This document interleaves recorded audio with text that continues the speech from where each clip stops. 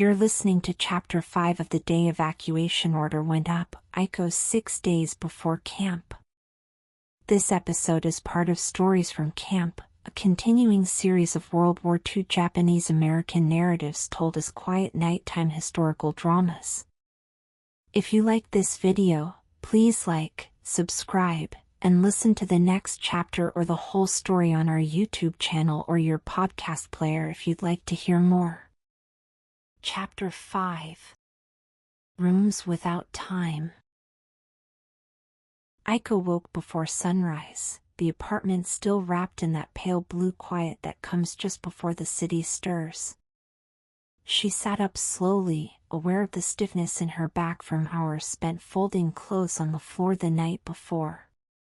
For a moment she listened to the soft breathing of her younger siblings in the next room, their small, steady pulses carrying through the thin walls like a reminder of a world that still made sense to someone.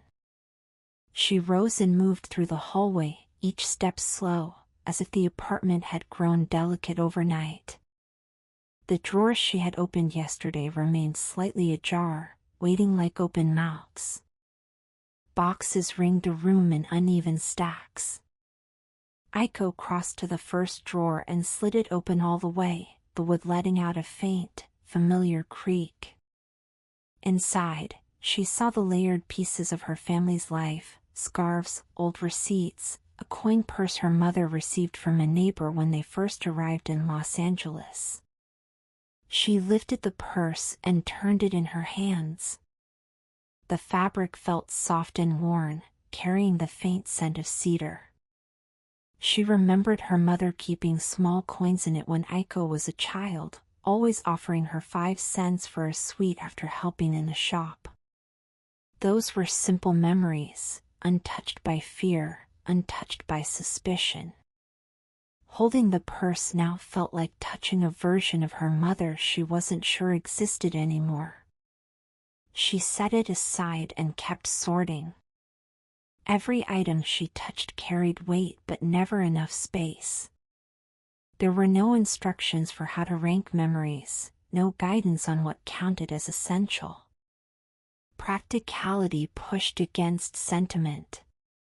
Aiko lifted folded towels, linens, shirts softened by years of washing, sweaters knitted by her grandmother. Each piece carried the warmth of someone's hands. Her mother joined her quietly. She didn't speak, she simply stood beside Aiko and began emptying another drawer. Together they worked in silence, the kind of silence that felt honest, two people trying to make order out of something that refused to be ordered. Aiko paused when she reached her school blouse. The fabric had faint ink marks near the collar from the afternoon she and her best friend practiced writing characters during lunch. She held the blouse against her chest for a moment. She didn't know if she would wear it again. She didn't even know if school existed for her anymore. Her mother noticed the stillness. "Put it in the maybe pile," she said gently. Aiko nodded. She set the blouse aside. They continued through the room. Each drawer revealed another layer of their life. The kitchen cabinets held chipped bowls they used during the lean years. The hallway shelf stored the photo albums she loved flipping through on rainy afternoons. She lingered on the album longer than her mother liked. The black and white images showed her father at the shop when it first opened, her parents smiling in front of their apartment before Aiko was born, friends who had since moved away or disappeared into the chaos of the arrests. Her mother touched her arm lightly. "We choose what keeps us warm," she murmured. "Not what keeps us from crying." Aiko blinked, then closed the album. She placed it gently in the box marked for storage, even though she knew storage meant something uncertain, something closer to goodbye. By mid-morning, the apartment looked less like a home and more like a place between worlds. Walls still stood around them, but the rooms had lost their softness. The corners felt sharper. The space held an uneasiness that made Aiko move carefully, as if she might disturb something fragile. She knelt beside an open suitcase and folded a final set of clothes.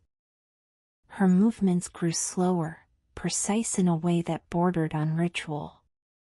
She pressed the fabric flat, smoothing it until it looked weightless. She wished the same for her own heart.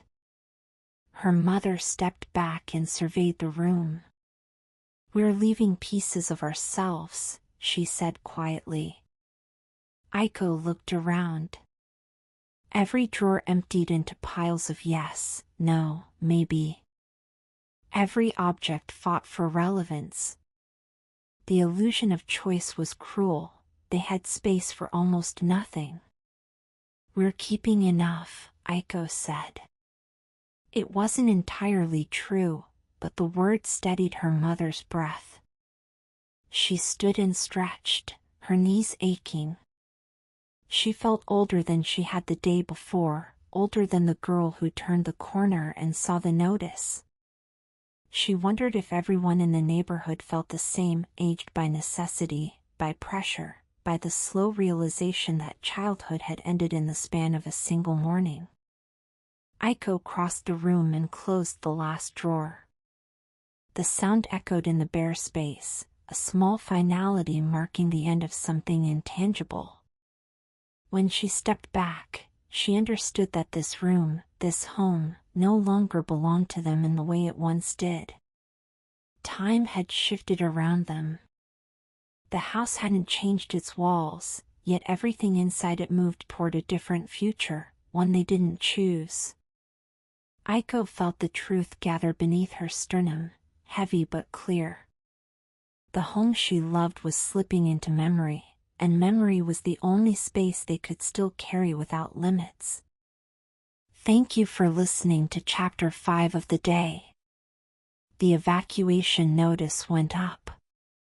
This episode is part of Stories from Camp, a continuing series of Japanese-American narratives told as quiet, nighttime historical dramas.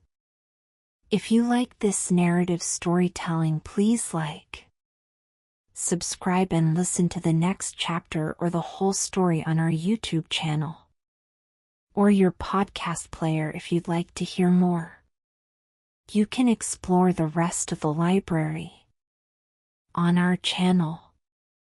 And if you're a storyteller or creator who wants to collaborate with us, you can reach out anytime at redressradio.com.